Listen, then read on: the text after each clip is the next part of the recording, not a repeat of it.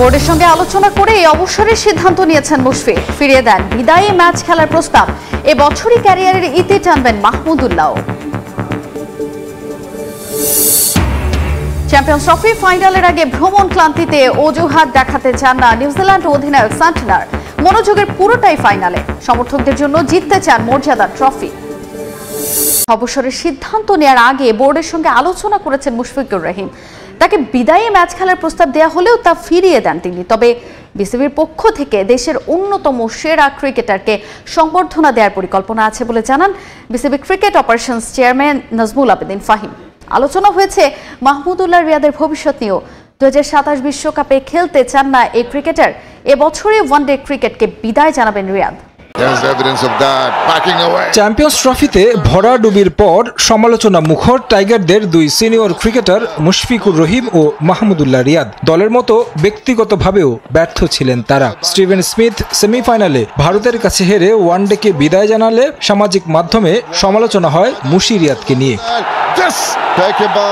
এরপর বুধবার রাতে সামাজিক মাধ্যমে পোস্ট করে ওয়ানডে ফরম্যাটে নিজের অবসরের কথা জানান মিস্টার ডিপেন্ডেবল। তবে সিদ্ধান্ত নেওয়ার আগে বোর্ডের সঙ্গে আলোচনা করেছেন মুশি। তাকে প্রস্তাব দেওয়া হয়েছিল দেশের মাটিতে একটি ম্যাচ খেলে অবসর নেয়ার। তবে সেই প্রস্তাবে তিনি রাজি হননি।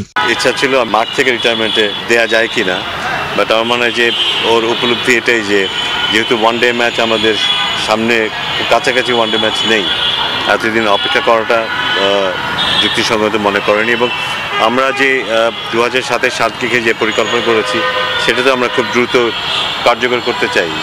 সে কারণে নতুন যারা আসবে তারা যেন শুরু থেকেই যতটা সম্ভব শুরু থেকেই পরিকল্পনার কাজগুলো করতে পারে। সামাজিক মাধ্যমে নিজের অবসরের কথা জানিয়েছিলেন তামিম ইকবালও। তবে বিপিএল এর ফাইনাল শেষে আন্তর্জাতিক ক্রিকেটে তার অবদানের জন্য বিশেষ সম্মাননা দেয় বিসিবি। মুশফিককে নিয়ে কি পরিকল্পনা বোর্ডের? টেস্ট ক্রিকেটের কথা যদি বলি, মুশফিক এখন আমাদের খুব কি একজন খেলোয়াড়, টেস্ট ক্রিকেটে সলিড একজন ব্যাটসম্যান।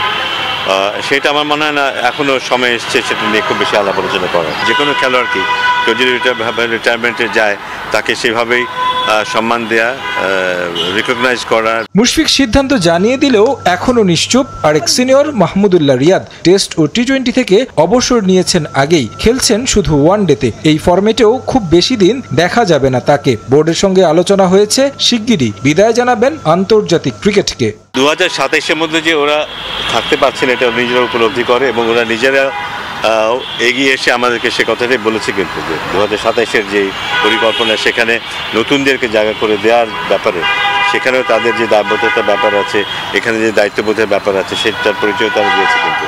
সো আমার মনে হয় যে সুনিশ্চিত করে আমি বলবো না, বাট আমার ধারণা যে খুব বেশি দিন রিয়াদকেও আমরা মাঠে দেখবো না। আন্তর্জাতিক ক্রিকেটকে বিদায় জানালেও মুশফিক রিয়াদদের অবদান স্মরণীয় হয়ে থাকবে বলে মত তার। গেল 2 সপ্তাহে 7000 কিলোমিটারের বেশি পথ ভ্রমণ করতে হয়েছে নিউজিল্যান্ডকে। সেখানে ভারত সব ম্যাচ খেলেছে একটা ভেন্যুতে। চ্যাম্পিয়ন্স ট্রফির মেগা ফাইনালের আগে তাই ঘুরে ফিরেই আসছে এই বিতর্ক। দীর্ঘ ভ্রমণে ক্লান্তি ভর করলেও বাস্তবতা মেনে নিয়েছেন কিউই অধিনায়ক। সব ভুলে পুরো মনোযোগ দিতে চান ফাইনালে। সমর্থকদের জন্যই জিততে চান মর্যাদার ট্রফি। এক চীন দুই নীতি, এ যেন একই স্মৃতি অন্তত চ্যাম্পিয়ন্স ট্রফিতে। টানা ভ্রমণে ক্লান্ত জীবন, তবে সেটা কেবল ভারতের জন্যই ব্যতিক্রম। গ্রুপ পর্ব থেকে সেমিফাইনাল হয়ে ফাইনাল, স্বল্পদিনের টুর্নামেন্ট, তবে দৌড়ঝাঁপে ভিন্ন মেরুতে দুই ফাইনালিস্ট, মেন ইন ব্লু আর ব্ল্যাক ক্যাপস। এ নিয়ে প্রতিদিনই বাড়ছে বিতর্ক, কিন্তু টিম ইন্ডিয়ার দাম্ভিকতায় তা থোপে টিকছে না। ফাইনালের মঞ্চে উঠতে কিউইদের কতটা ভ্রমণ করতে হয়েছে একটা উদাহরণ দিয়ে বোঝানো যাক। নিউজিল্যান্ড প্রথম ম্যাচ করাচি খেলেই ছুটেছে রাওয়ালপিন্ডি টু লাহোরে। তৃতীয় ম্যাচের আগে অবশ্য ভ্রমণটা পাকিস্তানে সীমাবদ্ধ থাকেনি, যেতে হয়েছে দুবাইয়ে, যেখানে ভারতের বিপক্ষে ম্যাচ খেলেই আবারও পাকিস্তানের লাহোরে যাত্রা, উদ্দেশ্য সেমিফাইনাল। বুধবার সাউথ আফ্রিকার বিপক্ষে সেমি শেষে আবারও তারা ধরে দুবাইয়ের বিমান। সব মিলিয়ে গেল 2 সপ্তাহে ব্ল্যাক ক্যাপস পাকিস্তানের 3 শহর আর দুবাই টু পাকিস্তান ভ্রমণ করেছে 7048 কিলোমিটার, যেখানে রোহিত কোহলিদের সময় কেটেছে টিম হোটেলে বিশ্রামে। ভারত তাদের সব ম্যাচ দুবাইয়ে একটা ভেন্যুতে খেলেছে আর আমাদের প্রচুর ভ্রমণ করতে হয়েছে। তারা এই কন্ডিশন সম্পর্কে ভালো জানে, তবে ওসব নিয়ে আর আলোচনা বাড়াতে চাই না। এই টুর্নামেন্টের আগে আমরা একটা বিদেশীয় সিরিজে খেলেছি, যা সহায়তা করেছে। তবে স্বল্প সময়ে দীর্ঘ ভ্রমণ আর টানা ক্রিকেটের মধ্যে থাকায় কিছুটা অবসাদ ভর করছে। সবাই চেষ্টা করছে তা যতটা কাটিয়ে ওঠা যায়।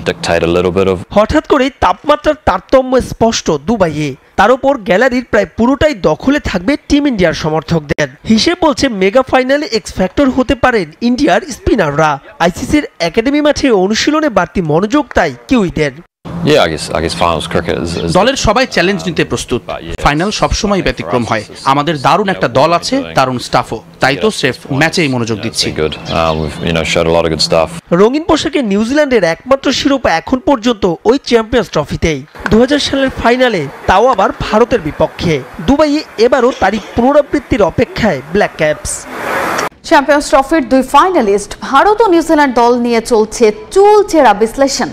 কেউ এগিয়ে রাখছে নিউজিল্যান্ডকে, কেউ ফেভারিট মানছেন ভারতকে। তবে দু দলের ক্রিকেটাররাই আসর জুড়ে দাপট দেখিয়েছেন ব্যাটে বলে। তবে এক মাঠে টুর্নামেন্টের সব ম্যাচ খেলায় ফাইনালে বাড়তি সুবিধা পাবে টিম ইন্ডিয়া।